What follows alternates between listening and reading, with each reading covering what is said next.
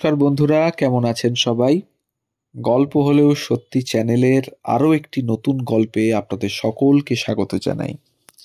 আমাদের চ্যানেলে যদি নতুন হন তাহলে অবশ্যই আমাদের চ্যানেলটিকে সাবস্ক্রাইব করে নেওয়ার অনুরোধ রাখলাম। সাথে সাথে বেল আইকনটি প্রেস করে রাখুন যাতে পরবর্তী গল্প খুব তাড়াতাড়ি আপনাদের কাছে পৌঁছে যেতে পারে। আজকের গল্প ছবি বিশ্বাসকে নিয়ে। কথা বলার চোখ, দুই ভুরুর একটা তুলে অন্যটা নামিয়ে আশ্চর্য কৌশলে ডায়ালগ বলতেন। সংলাপের মাঝে পজকে অতুল শিল্পবস্তু বানিয়ে সেই কণ্ঠ আজও মানুষের মধ্যে বিদ্যমান। বিশু, হারান, মাস্টারমশাই রহমত, দাদা ঠাকুর, বিশ্বম্ভর রায়, কালী কিঙ্কর, ইন্দ্রনাথরা বুঝি আজ ঢুকতে চেয়েও ঢুকতে পারছে না ওই 6 ফুট রিজু শরীরটায়।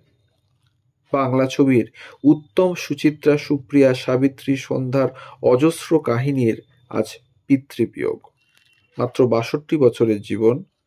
1900 সালে জন্ম নেওয়া মানুষটি বাংলা ছবিকে হাত ধরে পৌঁছে দিয়েছেন আধুনিকতার আঙিনায়। বললে ভুল হবে কি? আর মঞ্চের ছবি বিশ্বাসও তো শুধু পটে নয়, ইতিহাসেও লেখা। বাঙালিরা শিল্প নিয়ে কথা কইতে গেলে যুগ শব্দটি বলতে বড় ভালোবাসেন। রবীন্দ্র যুগ, অহিন্দ্র যুগ। সেকালের থিয়েটার ভক্তরা বলেন, অহিন্দ্র চৌধুরী, শিশির কুমার ভাদুরীর পর বাংলার মঞ্চে ছিল ছবি বিশ্বাস যুগ। হ্যাঁ, তারাশঙ্কর বন্দ্যোপাধ্যায়ের দুই পুরুষ, মনোজ বসুর কাহিনী আধারিত ডাক বাংলো, দেবনারায়ণ গুপ্তর শ্রেয়সী, ঝিন্দেরবন্দি, কত না ঐতিহাসিক নাটক।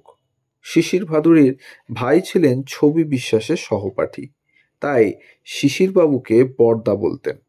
কাছ থেকে অভিনয় দেখেছেন, শিখেছেন, তারপর পাল্টেছেন সেই অভিনয়কে। ম্যানারিজমহীন সেই অভিনয়ের গা বেয়ে চুঁইয়ে পড়ত চরিত্রের আভিজাত্য, দাপট, কারুণ্য, ভাঙচুর। ফিল্ম কেরিয়ারের তুঙ্গ পর্যায়ে 9 বছর বাদ পড়েছিল মঞ্চাভিনয়। শরীরও ভালো যাচ্ছিল না। ডাক্তারের অনুমতি নিয়ে যেদিন স্টার থিয়েটারে ফিরলেন, বুকিং অফিস খুলতেই লম্বা লাইন, প্রতিটা শো হাউসফুল। বক্স অফিস টানেন নায়ক নায়িকারা আর ছবি বিশ্বাস। এ ছিল অমোঘ সত্য। বারাসাতের জাগুলিয়ায় জমিদারি ছিল দে বিশ্বাস পরিবারের। দে পদবী বিশ্বাসটা নাকি তার পূর্বপুরুষরা পেয়েছিলেন আকবর বাদশাহর কাছ থেকে। বাবা ভূপতিনাথ দে বিশ্বাসের 4 ছেলের মধ্যে ছোট শচীন্দ্রনাথ। বয়স 1 না পেরোতেই মায়ের মৃত্যু। প্রিয় দর্শন শিশুটিকে মা আদর করে ছবি নামে ডাকতেন। সেই নামটাই রয়ে গেল আজীবন, ইতিহাসেও। ওনার আসল নাম শচীন্দ্রনাথ বিশ্বাস। 1936 সালে হঠাৎ করেই সিনেমায় অভিনয়ের সুযোগ আসে।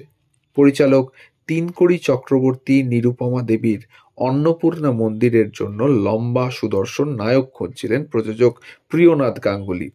পথেই পেয়ে গেলেন ছবিকে।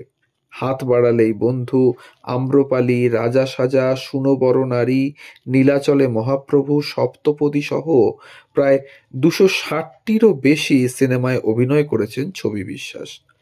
সত্যজিৎ রায়ের পরিচালনায় জলসাঘর, কাঞ্চনজঙ্ঘা, দেবী, তপন সিনহার পরিচালনায় কাবুলিওয়ালায় ছবি বিশ্বাসের অভিনয় ভোলার নয়। তবে প্রচলিত অর্থে নায়ক বলতে যা বোঝায়, ছবি বিশ্বাস কোনোদিনই তা ছিলেন না। তিনি ছিলেন সর্বার্থেই একজন সফল চরিত্রাভিনেতা। তাকে ছাড়া সে সময় অনেক ছবি কল্পনা করা যেত না।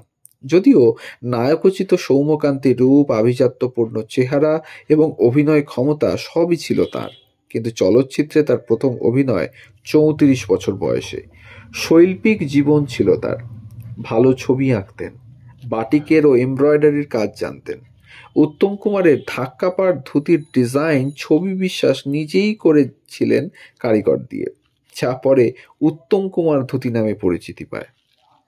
ভালো টেবিল টেনিস খেলতেন, ক্রিকেটেও আগ্রহ ছিল তার। রেডিওতে আবৃত্তি করেছেন। গায়ক কৃষ্ণচন্দ্র দের সঙ্গে ছোটবেলায় বেশ কিছুদিন তালিমও নিয়েছিলেন জমির উদ্দিন খান সাহেবের কাছে। আর ছিল বাগান করার শখ। স্ত্রী সমীরা ও ছবিবাবুর যৌথ প্রচেষ্টায় তাদের সংসারটি হয়ে উঠেছিল শ্রীযুক্ত। বাঁশদ্রোণীর বাড়িতে নিজের হাতে ফল ও ফুলের বিশাল বাগান করেছিলেন ছবি বিশ্বাস। বাড়িতে কেউ গেলে তাকে নিজের বাগানের ফুল দিয়ে ওয়েলকাম জানাতেন। 13ই জুলাই 1900 সালে জন্মগ্রহণ করেন এই শচীন্দ্রনাথ বিশ্বাস ওরফে ছবি বিশ্বাস। তো এই ছিল আজকের গল্প ছবি বিশ্বাসের জীবন বৃত্তান্ত নিয়ে। আমাদের গল্পগুলো যদি আপনাদের ভালো লেগে থাকে তাহলে আবারও মনে করিয়ে দিই, আমাদের চ্যানেলটিকে সাবস্ক্রাইব করুন, বেল আইকনটিকে প্রেস করে রাখুন পরবর্তী গল্প পাওয়ার জন্য। আমাদের গল্প পোস্ট করার সময় ঠিক সকাল 9টা থেকে 9টা 30। যদি ভালো লাগে তাহলে কাছের মানুষদের সাথে গল্পটি শেয়ার করুন। সবাই ভালো থাকুন, ধন্যবাদ।